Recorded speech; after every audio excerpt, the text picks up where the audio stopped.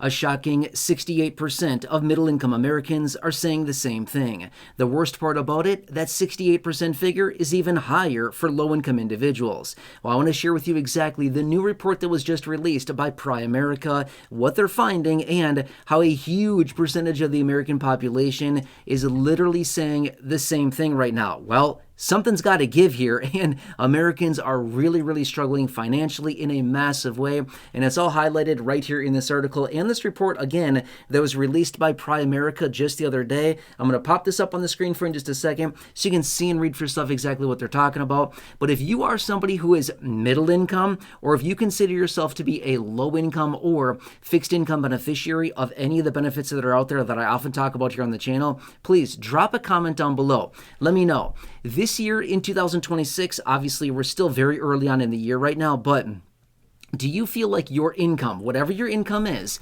whether it's from an earned income, whether it's a fixed income benefit, whatever it happens to be, do you feel like your income is keeping up with the cost of living? And that's not a trick question, by the way, and that is not a joke. That is a real question. I would love to read your comments down below. Whether you're middle income, low income, whatever you happen to be, wherever you get your income from, doesn't matter. Drop a comment down below. Do you feel like that income, the money coming into you, is keeping up with the real cost of living? Again, I know that sounds like a joke of a question. It's a real question. I would love to read your comments. All right, anyway, let's pop this article up right here, right now. Feel free to read through the details of this. Let me explain. All right, so this new release, this new study that was released by Primerica is showing that 68% of middle-income Americans are saying that their income is not keeping up with the real cost of living.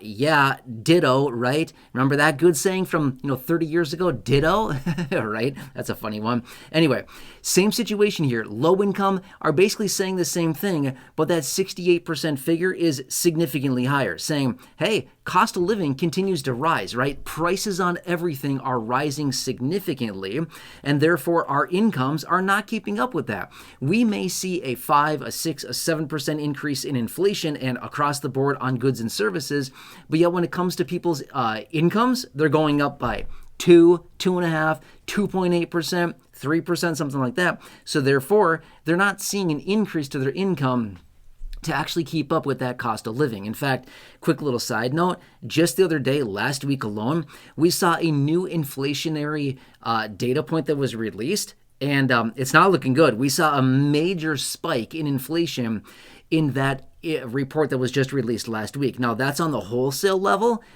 So we're likely going to see this showing up on the consumer level sometime soon, as in hitting our store shelves. But we saw it right there on the wholesale, the producer level, massive inflation coming. So get ready. This is likely going to be hitting here in the next month or two or so. We're going to see that reflected in actual consumer prices on goods and services at our stores. So get ready. This will be a lot of fun coming here in, once we get a couple more months here into 2026, we're going to see all of this hitting in a pretty major way.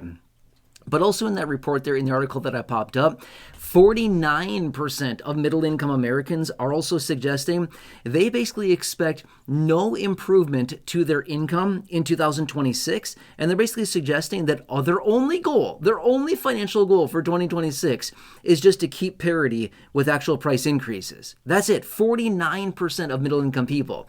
Well, I think that'd be a prayer for most people that are living on a low income, a fixed income, Social Security benefits, things like that I often talk about here on the channel literally every single day, is I think these individuals living on a benefit administered by Social Security would be basically praying for their benefits to just keep parity with price increases. That would be a wish and a prayer come true. But unfortunately, I don't really think that's really a thing that's happening these days, as we recognize the 2.8% COLA that was applied to our monthly benefits in the month of January. Not a chance, right? We know way better than that. That 2.8% COLA, number one, is significantly delayed because they used the third quarter inflation data in 2025, compared it over the inflation data in 2024, and the difference there was 2.8%, which they applied to benefit checks in January 2026. Find me a logical person that thinks that that's a way to calculate the COLA that actually makes any logical sense whatsoever. I don't know how they can possibly look at that and think that that makes any logical sense whatsoever. third quarter data, current year, over the previous year. The difference is the COLA for the following year. Does that make any sense whatsoever? That is so massively delayed, which I've pounded the table up multiple times over the last several years.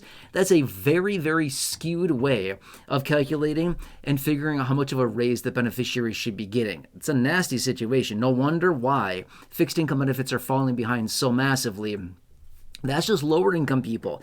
Not to mention in this report here, again, that I popped up on the screen for you, in this study, in this report here by Primerica, again, 68% of middle income people, 49% of middle income people basically are saying, you know, we're falling behind. We're falling behind in a massive way. We've got basically no financial hope in 2026 other than to maybe keep parity with price increases. That's a nasty situation. That does not give a whole lot of people a lot of hope. Like, hey, we're gonna do something cool this year. We're gonna make our lifestyle a little bit better. We're gonna try to better ourselves a little bit here. It's a nasty situation. Nobody's getting ahead. So then, with that being said, who's getting ahead these days? Is anybody getting ahead, or are we all just kind of pacing along here at the same old rate and nothing is changing? I think that's unfortunately the case here, right? Because nothing as far as incomes, finances are keeping up.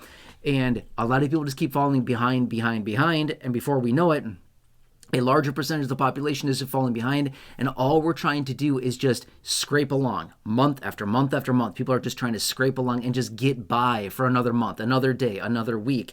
And it's a nasty situation. Anyway, I'd love to read your comments down below if you feel like sharing those. Again, if you are one of the huge percentage of the population that feels like your income is not keeping up with the real cost of living. And again, cost of living is everything: housing, utilities, food, clothing, education, gas in your car, insurance. Yeah, are you paying insurance prices these days?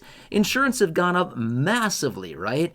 That's gone up a ton. Interest rates. Not only that, interest rates are causing all of us to pay significantly more. Again, me included. I've said that very clearly before. Floating balances on credit cards these days, not a fun situation. Paying 21.5% interest or whatever it happens to be. Again, I know it's different across the board. I looked at one of my credit cards recently. Oh, actually not recently. It was a couple months ago. I'm pretty sure it was like 21.5%. That's nasty. That is not fun. Interest racks up very, very fast. Paying 21.5% interest, even just a balance of a few $1,000s, that adds up very, very fast, right?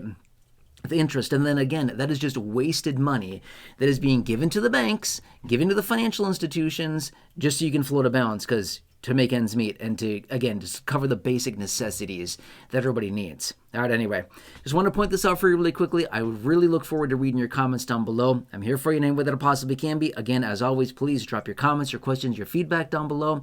Otherwise, as always, if you're on Medicare, make sure to call Chapter. Phone number's there. They've already helped a bunch of you so far this year. I'm not even sure what the real number is anymore. It's well over 1,000 of you so far just this year. In the last year alone, I mean, this year, again, 2026, about 1,000 of you have called that number. Actually, it's more than 1,000 now. In the last 1 year alone, over 10,000 of you have called that number there, collectively saving over $2 million, which is absolutely incredible. Again, I've got my list of comments here. I'm going to continue to add to this. All the people reaching out, sharing their experience after calling Chapter. Again, if you're on Medicare, if you need to enroll in Medicare, if you have a special enrollment period opening up for you, if you have questions on Medicare, if you can't see your doctor, your provider anymore, if your prescriptions are too much, call Chapter. I think you're going to be shocked with options and the availability and flexibilities you may still have right now early on in 2026. Just give them a call, see what they can do for you. They will take the time that you need to look through the 20,000+ plan options across the country and see what optionality you may still have